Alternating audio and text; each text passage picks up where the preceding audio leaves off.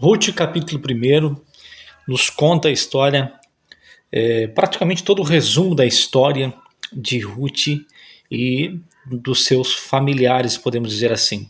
A história começa com Elimeleque, um israelita que morava na região de Belém, né, na Judéia, e ele casou-se com Noemi e depois tiveram dois filhos, Malom e Quilion. Em função da fome, a grande fome que se detinha sobre a terra naquela época, eles migraram procurando auxílio na terra de Moabe, além do Jordão, né, da além do Jordão, e por lá viveram um bom tempo. A Bíblia diz que Elimeleque, o esposo, morre, e eles ficam ali mais 10 anos naquela terra, até que Malom e Quilion, os filhos, também morrem. Só que, nesse meio tempo, Malom e Quilion já não eram mais simples jovens ou adolescentes, né? Eles já tinham obtido esposas, né? Orfa e Ruth, as duas esposas, né? De Malom e Quilion.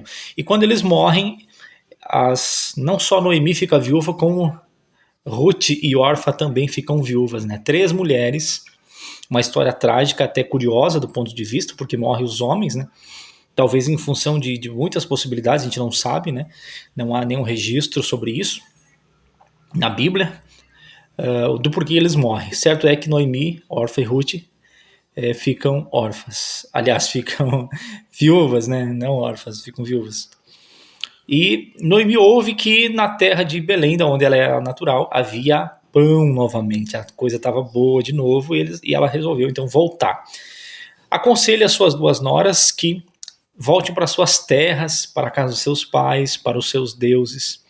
Orfa, a Bíblia diz que até chora por um tempo, mas decide voltar. Ouve o conselho de sua sogra. Mas Ruth não.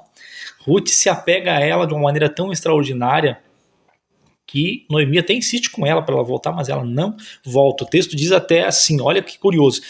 Verso 17 do capítulo: onde quer que morreres, morrerei eu, e ali serei sepultada. Me faça assim o Senhor, e outro tanto, se outra coisa que não seja a morte me separar de ti. Vendo ela, pois, que de todo estava resolvida para ir com ela, deixou de lhe falar nisso. Ou seja, Ruth estava resolvida, estava, em outras versões, decidida a não abandonar Noemi. E até que elas voltam, então, para Belém. Quando chega em Belém, Noemi até fala para o povo daquela cidade: não me chame mais Noemi, que significa agradável, né, mas me chame Mara, que significa amargosa, porque ela foi com seu marido e os seus 2 filhos para outra terra, mas agora está voltando sozinha praticamente, a despeito de Ruth, sua nora, estar com ela, né.